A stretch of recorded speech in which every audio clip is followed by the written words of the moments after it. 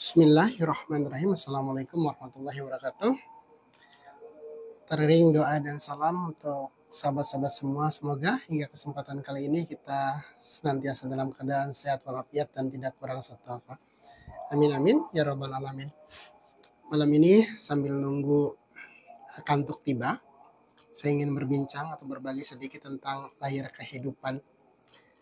Tanpa saya perlu mendapatkan jawaban, saya pasti akan mendapatkan jawaban bahwa teman-teman itu setidaknya pernah nonton bioskop.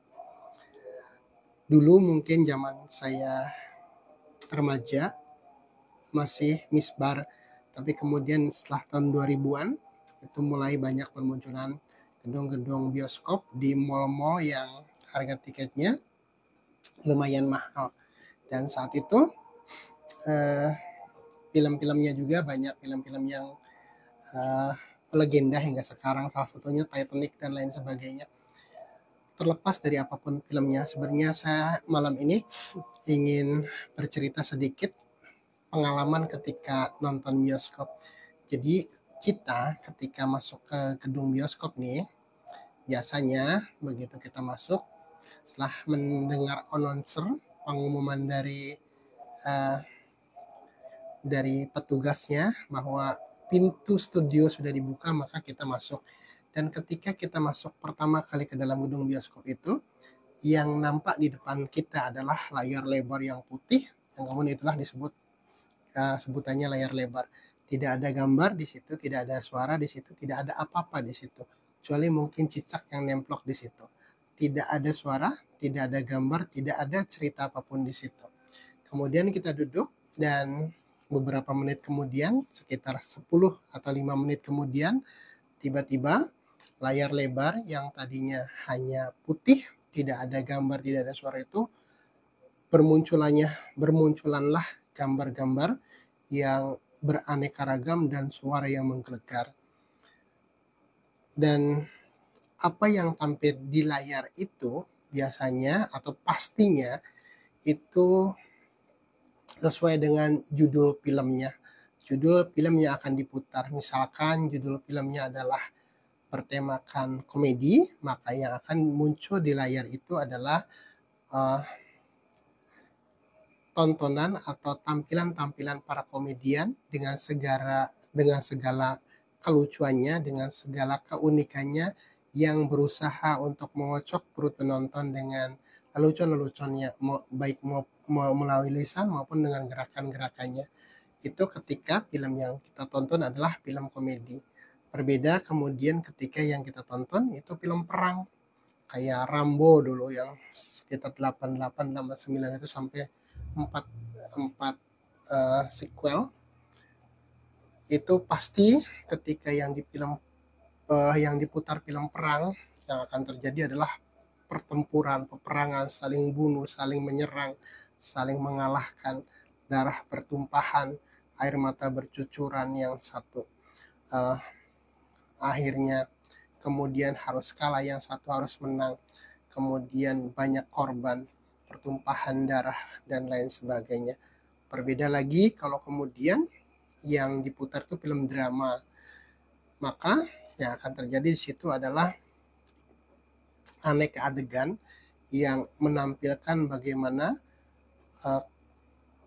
di lakon itu orang yang berperan sebagai antagonis, sebagai orang yang jahat, yang galak, yang nakal, yang pokoknya tidak menyenangkan, dan sisi lain ada orang-orang atau tokoh-tokoh yang memerankan peran protagonis, orang yang baik, tapi kemudian orang baik itu dijolimi, kadang-kadang dijadikan pembantu, kadang-kadang dijadikan budak, kadang-kadang dihina dan lain sebagainya, untuk menampilkan drama kehidupan yang tujuannya untuk menguras emosi penonton. Begitupun film-film yang lainnya, ketika filmnya diputar, maka dengan seketika layar yang tadinya putih, yang tidak ada gambar apapun, tiba-tiba tampil segala macam adegan, dan kita mungkin sudah mafhum bahwa sebenarnya apa yang tampil di layar itu adalah proyeksi dari film yang diputar di belakang kita.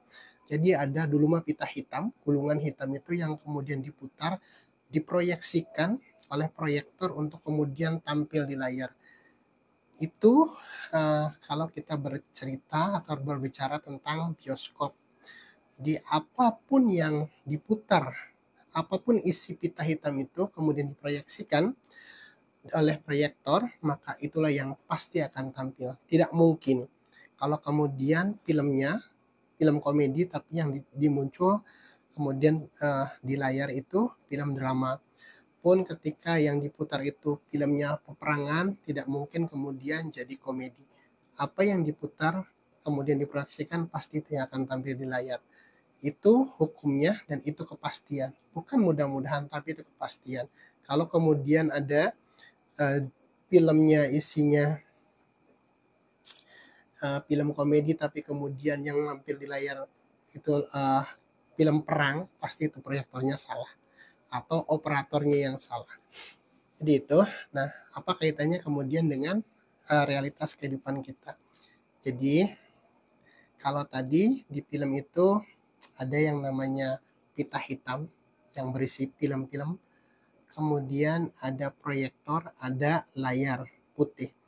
Jadi tadi saya sampaikan bahwa apa yang tampil di layar putih itu adalah hasil proyeksi dari pita yang diputar, kemudian diproyeksikan oleh proyektor. Nah, di kita itu ada hati nih, ada ruhani, ada batin kita yang di dalam sini, di dalam hati kita itu isinya berbagai macam film.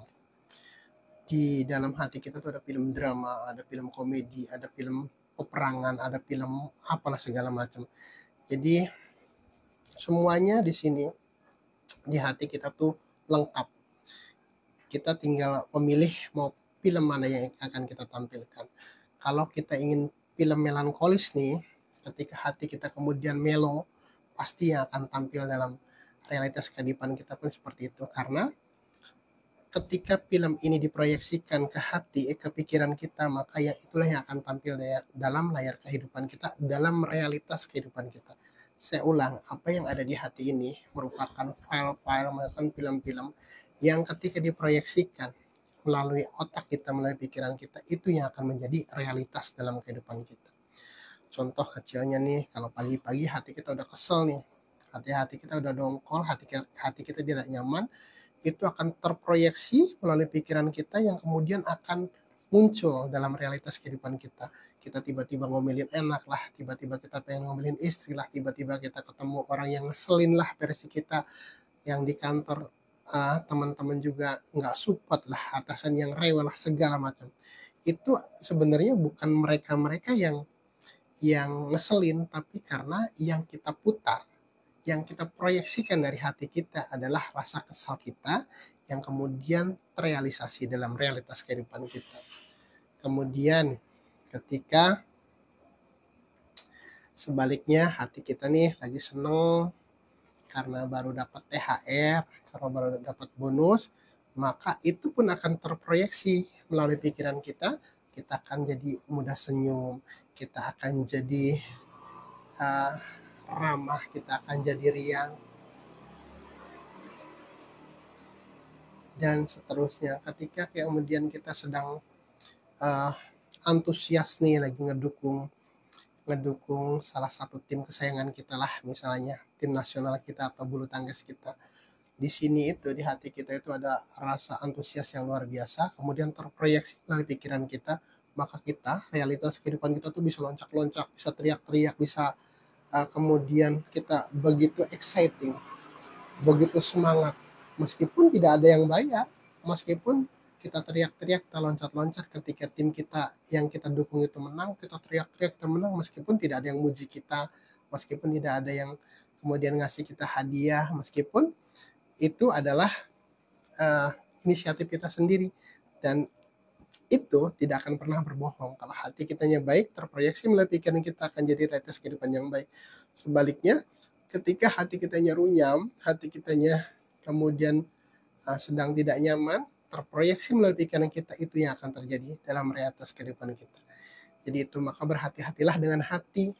Saya ulang, berhati-hatilah dengan hati, karena hati itu berisi file-file yang komplit, yang lengkap. Di sana ada yang namanya kemarahan, di hati ada yang namanya kebencian, ada ego, ada kesombongan, ada angkuh, ada si iri, ada si dengki, ada si ujub, ada si takabur, ada si rewel, ada si bawel, ada si pelit, ada si medit, ada si kikir, dan lain sebagainya.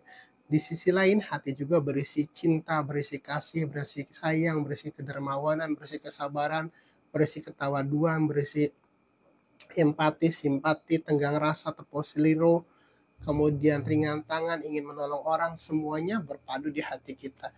Nah, bagaimana kemudian kita bisa menampilkan sisi yang baiknya dari file-file itu? Nah, itulah fungsinya ibadah. Itulah fungsinya ibadah. Jadi sebenarnya nih, kalau kita sekarang sedang saum lah, sedang puasa misalnya, sebenarnya kita tuh sedang menata file mana yang akan kita tampilkan, yang kita ingin tampilkan dalam realitas kehidupan kita. Dengan puasa, kita katanya belajar sabar. Sebenarnya itu hakikatnya kita sedang meletakkan film kesabaran kita di file paling atas, sehingga kemudian sering muncul dalam realitas kehidupan kita. Kemudian kita juga menempatkan file film kedermawanan kita di paling atas, sehingga sering keakses oleh proyektor kita, oleh pikiran kita, sehingga kemudian tampil dalam realitas kehidupan kita. Rasa empati kita, rasa simpati kita, rasa cinta kita, rasa sayang kita, rasa kemudian tawadu kita, itu sedang kita explore untuk ditempatkan di sisi paling atas, yang sangat mungkin sering diakses oleh kita, yang sangat mungkin untuk terproyeksikan lebih dulu oleh pikiran kita, yang untuk kita tampilkan dalam realitas kehidupan kita. Sebaliknya, film-film yang berisi kebencian, kemarahan, kemudian pelit, kikir, medit, buntut, gasiran, itu kita simpan ulang, kita tata ulang di paling bawah, atau di folder yang kita jarang akses, atau bahkan kalau mungkin kita tidak perlu mengaksesnya lagi. Tapi mungkin sebagai manusia kadang-kadang kita pengen lihat file lama, kadang-kadang kita mengakses film kesombongan kita, kadang-kadang kita mengakses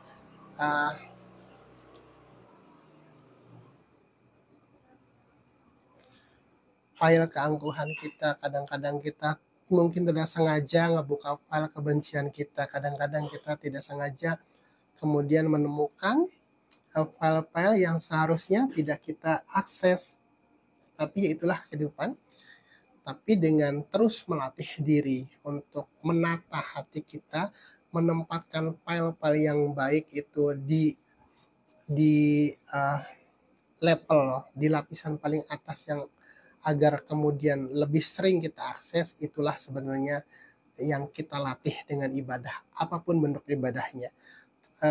Baik itu puasa, baik itu sholat, baik itu zakat maupun zikir, itu sebenarnya itu sedang kita remapping. Kalau dalam komputer itu kita remapping, kita menyusun ulang. Biasanya kalau hari-hari kita di pekerjaan itu karena banyak pekerjaan, jadi kita telah save di temporary folder, yang kemudian kita tidak bisa identifikasi. Di situ ada file yang sudah tidak terpakai, ada file yang sudah usang, ada file yang tidak diperlukan, ada file yang mungkin beda kebutuhannya. Ini file untuk kegiatan ini, file ini untuk proyek ini, tapi masih nyampur.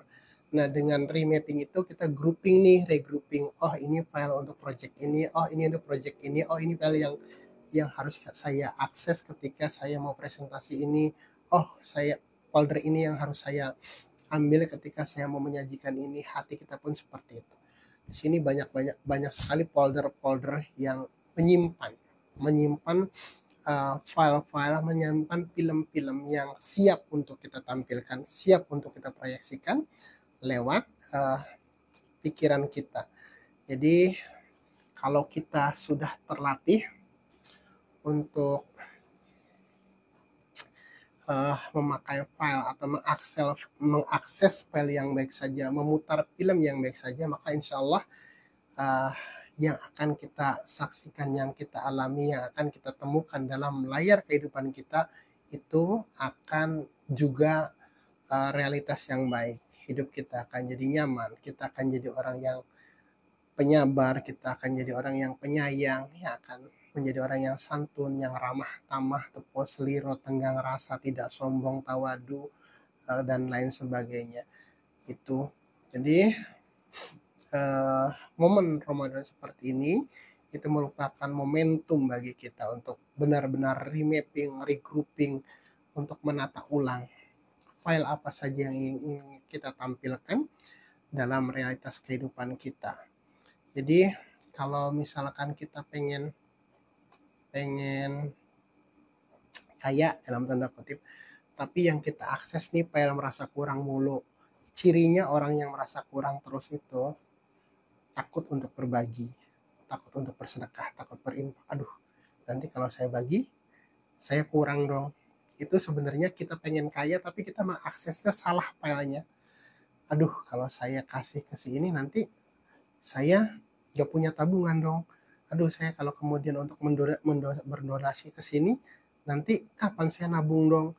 Nah itu, padahal tujuan kita dengan menabung tuh pengen kaya. Padahal tujuan kita dengan berbagi bersedekah itu pengen mendapatkan uh, balasan yang berlipat ganda, tapi mengakses filenya salah. File yang diakses adalah file kekurangan, file merasa kurang, merasa takut kekurangan, sementara kita keinginannya ingin kayak itu pasti tidak akan terjadi, itu pasti. Makanya agar sinkron, kalau kemudian kita ingin memiliki keberlimpahan, memiliki kelebihan, maka yang harus diakses adalah file keberlimpahan. Cirinya orang yang merasa kaya, yang merasa berlimpah itu dia akan mudah berbagi. Toh yang saya bagi itu tidak akan mengurangi jatah saya, tidak akan mengurangi rezeki saya, tidak akan mengurangi kemudian apa yang seharusnya menjadi hak saya. Justru dengan berbagi itu kita mengakses keberlimpahan, kita berbagi, sebenarnya itu kita sedang menyebar bibit-bibit keberlimpahan.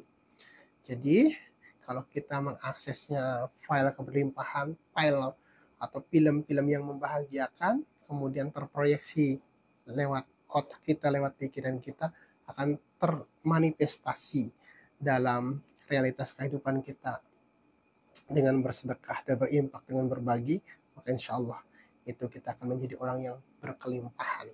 Jangan salah akses file.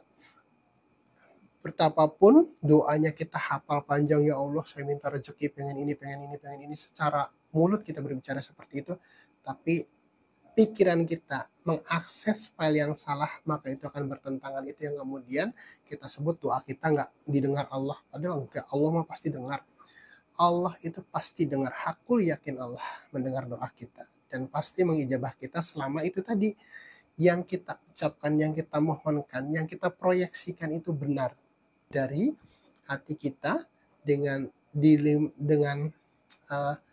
mengakses rasa syukur kita, mengakses rasa qanaah kita, mengakses kemudian rasa keberlimpahan kita, rasa kebercukupan kita, kemudian itu akan terproyeksi lewat aktivitas infak kita, lewat kegiatan sedekah kita, dan itu akan menjadi manifestasi yang menjadi realitas. Itu. Kemudian ketika kita pengen naik jabatan, pengen naik pangkat, pengen punya posisi, yang harus kita akses adalah bagaimana kita membantu orang lain untuk bisa bekerja secara maksimal. Yang dengan itu, ketika kita mendorong atau mengangkat orang lain, secara otomatis orang lain pun akan mendorong kita. Kayak gini lah, misalkan kita punya anak buah, punya subordinat 5 orang, kita tidak perlu kemudian takut tersaingi dengan 5 orang ini sehingga kita tidak mau ngajari mereka. Justru dengan kita mendorong dan memaksimalkan potensi 5 orang anak buah kita ini, ketika 5-5-nya maju nih, otomatis kita akan terangkat. Secara otomatis kita akan terangkat karena kita dianggap berhasil mengangkat 5 orang ini, dan otomatis kita akan terangkat. Jangan kemudian kita pengen naik tapi kita nginjak yang ini, maka bukannya kita naik, maka kita pun akan terjerembab ke bawah. Itu salah akses file, itu salah memutar filmnya. Jadi itulah nikmatnya bagaimana kita memahami apa yang ada di hati kita, apa yang ada di batin kita, sehingga kita tidak salah pilih film mana, file mana yang akan kita proyeksikan dalam realitas kehidupan kita. Caranya yaitu tadi, belajar hati ya. Sayangnya ya sekali lagi ini sebuah ironi sebenarnya. Kalau otak kita disekolahkan dari SD, mungkin ada yang dari PAUD, dari TK, sampai S-nya bergelar berapa, tapi kadang-kadang kita lupa untuk menyekolahkan, untuk mendidik hati kita, sehingga secara lahiriah mungkin gelar kita, status kita sudah sarjana, mungkin S1, S2, S3, tapi secara ruhani, secara hati kita belum lulus SD. Itu yang kadang-kadang terjadi ketimpangan. Itu yang kemudian yang disebutnya orang pinter keblinger, orang yang secara otak, secara kompetensi luar biasa, tapi ketinggalan secara adab, secara akhlak, secara komitmen. Kadang-kadang orang pinter yang hanya pinter saja itu lupa tanggung jawab, lupa amanah, kemudian khianat dengan mengambil hak orang lain, dengan memanipulasi pekerjaan, dengan memanipulasi data, dengan mengambil hak orang lain dan sebagainya. Itu adalah salah satu bentuk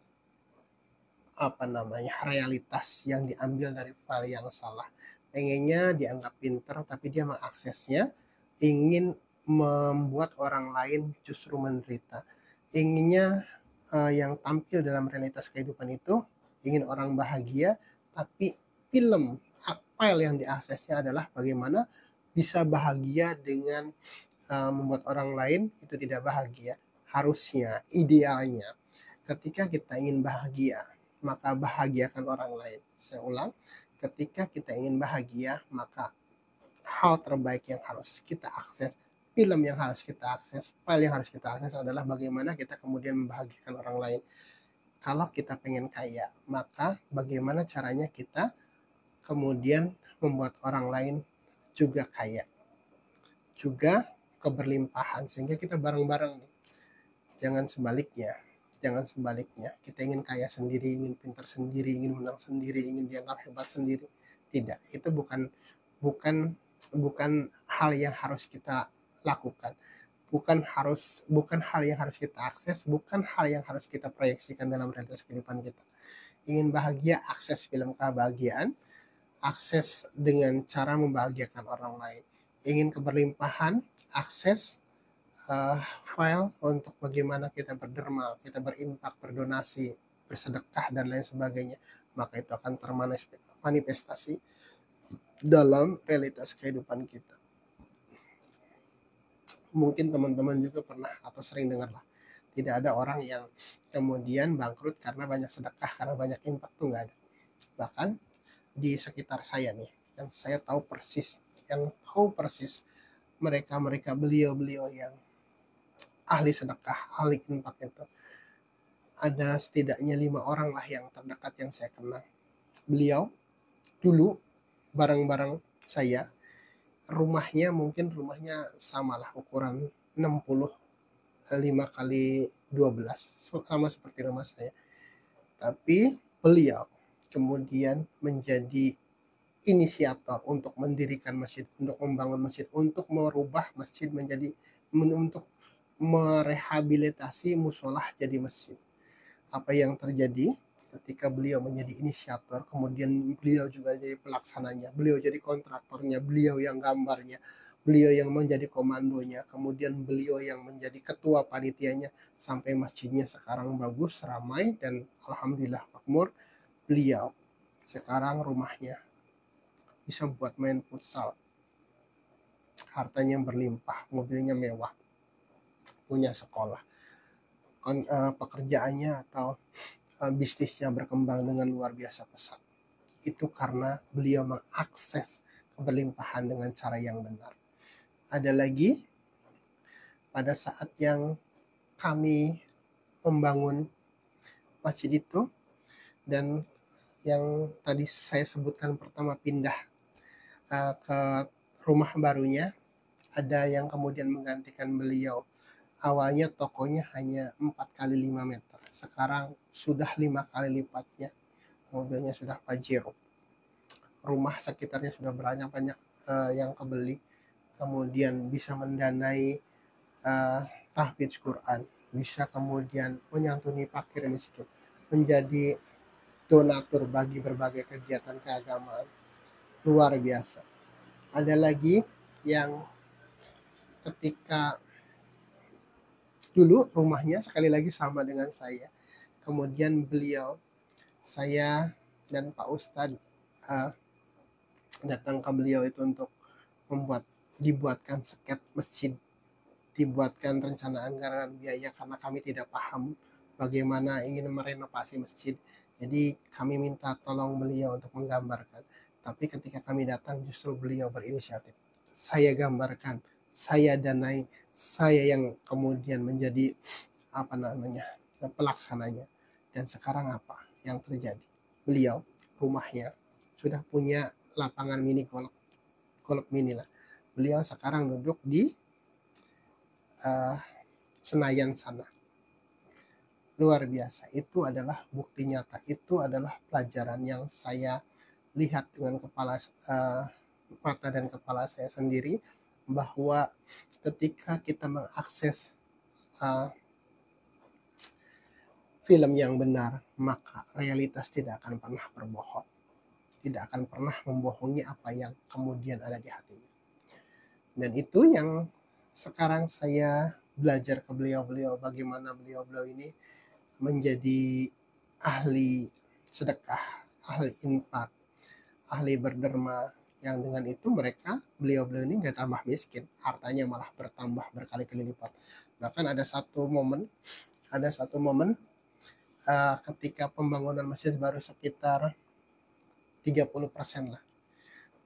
Ada seseorang yang bertanya kepada kami selaku panitia. Beliau bertanya, ini masjid ini sudah berdiri sekitar 30-40%. Kalau diuangkan nilainya, mungkin waktu itu tahun 2005 lah, nilainya mungkin sekitar 300 jutaan lebih. Uangnya dari mana? Sementara uang yang kami kumpulkan dari hasil iuran warga itu tidak sebanyak itu. Tapi ternyata masjid sudah berdiri duluan. Kami nggak bisa menjawab. Kami juga bingung. Ini kenapa kok bisa masjid sudah berdiri seperti ini, sementara uang secara kalkulasi kas kami itu belum nyampe sampai 300 juta. Ternyata tanpa menyombongkan diri, tanpa kemudian beliau membanggakan diri, beliau bercerita, ada seseorang yang bercerita kepada kami, bersyukur katanya, saya alhamdulillah bersyukur. Saya mendapatkan kontrak 3 miliar, persis 10 kali lipat dari nilai masjid yang sedang dibangun, yang kali itu masih dalam pembangunan. Subhanallah. Itu persis 10 kali lipat. Seperti yang sering kita dengar dari para ustadz, para kiai, bahwa ketika kita berderma itu minimal 10 kali lipat itu akan dibalikan, dilimpahkan kepada kita. Beliau sendiri nggak tahu ketika kami ada yang nanya ke kami, uang ini dari mana, bagaimana dana pembangunan ini. Dan di lain itu beda kesempatan beliau bercerita, saya dalam hati, oh ternyata ini orangnya yang kemarin menyumbangkan, yang mendanai pembangunan masjid ini, yang nilainya waktu itu sekitar 300 juta, beliau sudah dikasih advance oleh Allah untuk mendapatkan proyek sebesar 3 miliar. Luar biasa, luar biasa. Kemudian cerita yang lain lagi, saya dengar sendiri dari orangnya, bahwa awalnya sang teman ini ya tinggalnya di kos-kosan karena keluarga perusahaan yang tempatnya bekerja bangkrut. Tapi kemudian dengan menata hati, dengan belajar bagaimana memproyeksikan film-film yang baik saja itu, tiba-tiba beliau dapat kontrak pertama yang modalnya hanya sekitar 500 juta, tapi proyeknya dihargai 1,5 miliar. Artinya beliau kelebihan dapat untungnya 1 miliar, itu satu proyek. Itu secara tiba-tiba, seolah-olah tiba-tiba. Padahal menurut beliau ya caranya seperti itu. Bagaimana kemampuan kita, bagaimana keterampilan kita untuk bisa mengakses file-file yang baik saja, film-film yang baik saja yang di hati kita, yang ada di hati kita untuk kemudian diproyeksikan.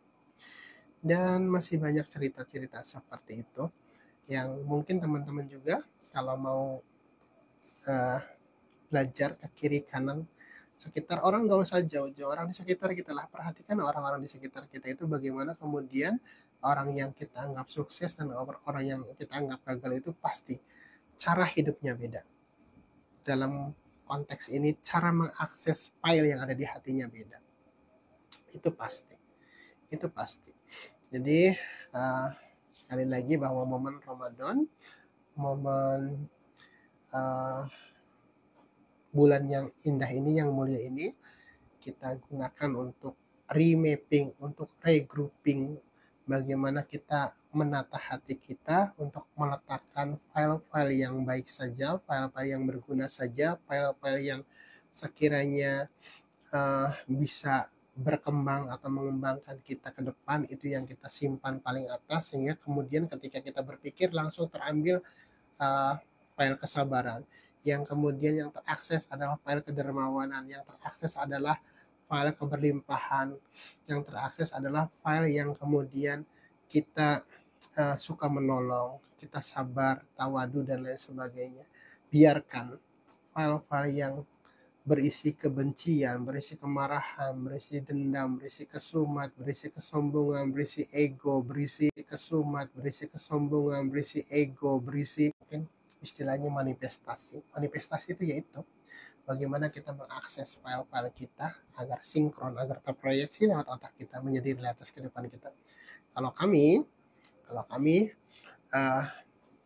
sedang dan masih belajar dengan wasilahnya dengan belajar berzikir. Jadi teman-teman yang dalam perjalanan zikir, di antara aktivitas zikir kita dengan di antara amaliyah zikir kita itu terkandung hikmah yang luar biasa. Jadi kalau Pangrasa Guru mengajarkan kita untuk rajin zikir, untuk menata hati, itu sebenarnya bukan untuk Pangrasa Guru, untuk kita. Untuk kita, Pangrasa Guru mah tibang bahagia kalau kita bahagia. Pangrasa Guru mah tibang bersyukur kalau kita menjadi orang sukses. Beliau mengajarkan, mendermakan waktunya, mendermakan ilmunya kepada kita untuk kebahagiaan kita. Kalau kitanya nggak mau, ya jangan salahkan Pangrasa Guru, jangan salahkan zikirannya, jangan salahkan wiridanya. Jangan kemudian saya udah belajar zikir capek-capek nggak ada perubahan. Tidak, pasti ada perubahan kalau kitanya benar, pasti. Jadi zikir itu sama tadi, menata file kita. Jadi ketika la ilaha illallah, la ilaha illallah, oh yang ini sombongnya dicopot dulu, oh ini si kesalnya disimpan dulu, oh ini si ujungnya dikebelakangkan, di paling bawah kan, sementara sifat ramahnya, santunnya, sopannya, simpatinya, empatinya, cinta kasih sayangnya dimunculkan. Nah itu, jadi jangan takut miskin. Ada yang kemudian setelah belajar zikir takut nggak bisa kaya katanya. Kalau udah belajar tasawuf itu nggak bisa kaya, kalau belajar zikir itu nggak bisa memiliki harta. Tidak, orang zikir itu justru akan jadi kaya. Jadi zikir itu akan membuat orang yang kekurangan insya Allah akan berkecukupan. Orang yang sudah cukup insya Allah akan jadi berkelimpahan. Orang yang tadinya jahil jadi pintar. Orang yang sudah pintar jadi tambah pintar. Orang yang tadinya masih labil menjadi mapan. Orang yang sudah mapan menjadi lebih stabil lagi. Orang yang kemudian tadinya sering galau jadi tenang. Orang yang sudah tenang menjadi lebih yakin.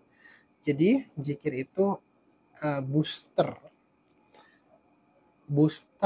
untuk mengakselerasi. Daya nanawan kernungguan untuk membooster kebaikan-kebaikan kita, untuk membooster energi positif kita untuk tampil lebih ke depan, tampil lebih dominan di layar kehidupan kita. Kalau kemudian masih ada kadang-kadang kita kesal, ya wajar, kita namanya kita masih disebut manusia. Kalau kadang-kadang kita masih suka jengkel, ya wajar, tapi jangan diturutin, itu saja. Kalau kita kesal, kesinggung, ya wajar. namanya kehidupan, namanya kita bersosialisasi, namanya kita kemudian bergaul dengan sesama kita, yang tentu tidak semuanya orang itu memiliki kesamaan dengan kita, passionnya, mungkin latar belakangnya, mungkin gaya bicaranya, mungkin cara ngomongnya, mungkin cara bersikapnya. Nah, kadang-kadang mungkin kita, ini orang kenapa sih kok kayak gini? Ya itu wajar, tapi jangan diturutin. Segera kita kembali, disimpan lagi file itu, kita akses yang file yang lebih lebih lebih baik. Oh, ternyata mungkin memang itu karakternya seperti itu. Oh, mungkin dia memang seperti itu, dan kita tidak harus kemudian ikut-ikutan, kemudian kita justru membuat kebahagiaan kita terganggu hanya karena kita mikirin orang yang berseperti itu, yang versi kita seperti itu. Itu uh, apa namanya, waktu kita itu terlalu sempit, terlalu sedikit kalau kemudian kita harus memikirkan hal-hal yang tidak baik, hal-hal yang negatif, hal-hal yang tidak nyaman untuk berpikir atau mengakses yang baik saja. Kadang-kadang kita nggak cukup waktu untuk belajar sabar aja, kita kadang-kadang kurang waktu untuk belajar jadi dermawan aja, kadang-kadang kita uh, kurang kesempatan untuk mengakses bagaimana menjadi dermawan pun kita kadang-kadang masih keteteran. Konon lagi kita harus mikirin yang nggak, hal-hal yang tidak baik. Konon lagi kita harus mikirin orang yang nyebelin versi kita, orang yang ngomongin kita, orang yang kemudian benci kepada kita. Ngapain? Ngapain, rugi kita? Rugi. Kalau kemudian kita balas membenci orang yang benci kepada kita, lalu apa bedanya kita dengan dia? Kalau kemudian kita membalas orang yang menurut kita sombong, sering berpola tidak baik, kita berperilaku sama, lalu apa bedanya kita dengan dia? Kualitas atau value kita adalah ketika kita bisa menjadi orang yang tidak seperti yang kita tidak inginkan. Kalau kita benci orang yang sombong, kalau kita tidak suka, maaf, orang yang tidak sombong, maka janganlah berlaku sombong. Kalau kita tidak suka dengan perilaku yang tidak sopan, maka kita harus berlaku sopan. Kalau kita tidak suka dengan orang yang bicaranya tinggi, maka kita harus menata dan mengukur tata bicara kita. Kalau kita tidak suka orang yang kemudian kikir, maka kita harus menjadi orang yang sebaliknya, kita harus menjadi orang dermawan. Itu yang sedang kita latih dan harus selalu kita latih. Karena kehidupan ini terus berjalan, kondisinya berbeda, berputar, waktunya, momennya, orang-orangnya berbeda, maka kita harus siap-siap, harus senantiasa siap. Itulah kemudian kita perlu istiqomah tuh itu. Istiqomah, jadi keistiqomahan itu berbanding lurus dengan perputaran roda zaman. Ketika waktu terus berubah sementara kitanya berhenti, belajar baiknya, ya pada saat ketemu hal yang tidak baik kita akan ke bawah. Pada saat kita berhenti untuk menjadi orang sabar, pada saat ada tantangan, ada challenge, ya kitanya jadi ke bawah, tidak sabar. Ketika kita berhenti kemudian belajar untuk menjadi peramahnya, ketika ada orang yang marah, kita akan ikut-ikutan marah. Ketika kita tidak istiqomah lagi untuk belajar dermawan, ketika ada orang yang ngapain sih lo sedekah, kita pun akan ikut-ikutan jadi orang pelit. Makanya istiqomah itu katanya lebih hebat dari 1000 karomah. Karena itu, karena apa namanya, penyesuaian, adaptasi, dan kesiapan untuk mengikuti atau menghadapi perputaran waktu, perputaran zaman, perputaran kondisi. Itulah kita perlu senantiasa aware, senantiasa sadar bahwa kita harus berupaya untuk tetap bisa mengakses film atau file yang baik saja untuk kita proyeksikan menjadi realitas kehidupan kita. Billahi taufiq walhidayah. Assalamualaikum warahmatullahi wabarakatuh.